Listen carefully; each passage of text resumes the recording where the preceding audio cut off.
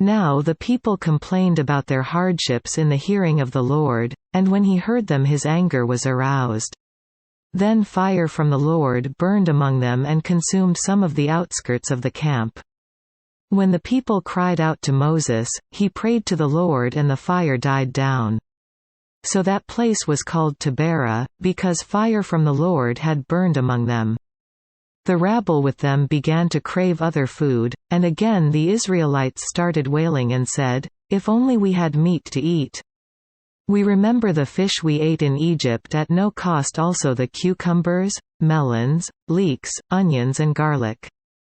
But now we have lost our appetite, we never see anything but this manna." The manna was like coriander seed and looked like resin. The people went around gathering it, and then ground it in a handmill or crushed it in a mortar. They cooked it in a pot or made it into cakes. And it tasted like something made with olive oil.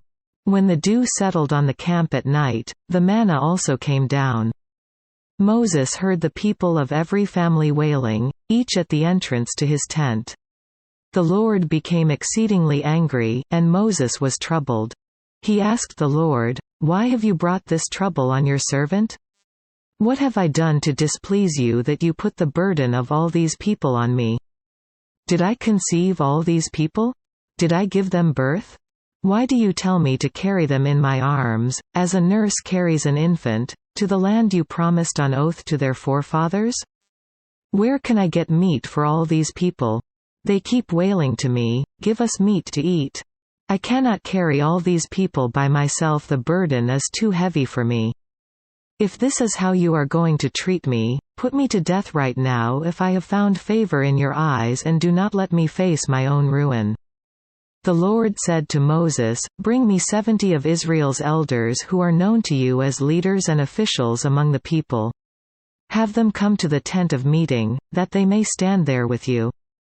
I will come down and speak with you there, and I will take of the Spirit that is on you and put the Spirit on them. They will help you carry the burden of the people so that you will not have to carry it alone. Tell the people, 'Consecrate yourselves in preparation for tomorrow, when you will eat meat.' The Lord heard you when you wailed, 'If only we had meat to eat. We were better off in Egypt.' Now the Lord will give you meat, and you will eat it. You will not eat it for just 1 day, or 2 days, or 5, 10 or 20 days. But for a whole month, until it comes out of your nostrils and you loathe it because you have rejected the Lord. Who is among you, and have wailed before him, saying, 'Why did we ever leave Egypt?' But Moses said, 'Here I am among 600,000 men on foot, and you say, I will give them meat to eat for a whole month. Would they have enough if flocks and herds were slaughtered for them? Would they have enough if all the fish in the sea were caught for them?' The Lord answered Moses, 'Is the Lord's arm too short? You will now see whether or not what I say will come true for you.' So Moses went out and told the people what the Lord had said. He brought together 70 of their elders and had them stand around the tent. Then the Lord came down in the cloud and spoke with him, and he took of the Spirit that was on him and put the Spirit on the 70 elders. When the Spirit rested on them, they prophesied, but they did not do so again.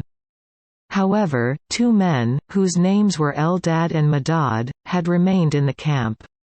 They were listed among the elders, but did not go out to the tent. Yet the Spirit also rested on them, and they prophesied in the camp. A young man ran and told Moses, 'Eldad and Medad are prophesying in the camp.' Joshua son of Nun, who had been Moses's aide since youth, spoke up and said, 'Moses, my lord, stop them.' But Moses replied, 'Are you jealous for my sake?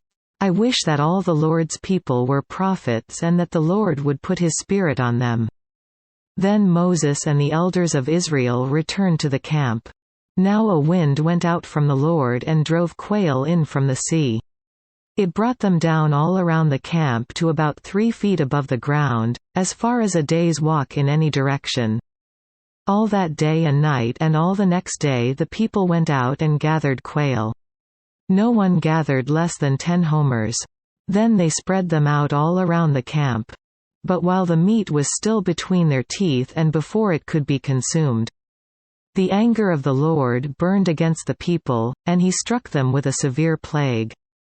Therefore the place was named Kibroth-Hattaavah, because there they buried the people who had craved other food. From Kibroth-Hattaavah the people traveled to Hazeroth and stayed there.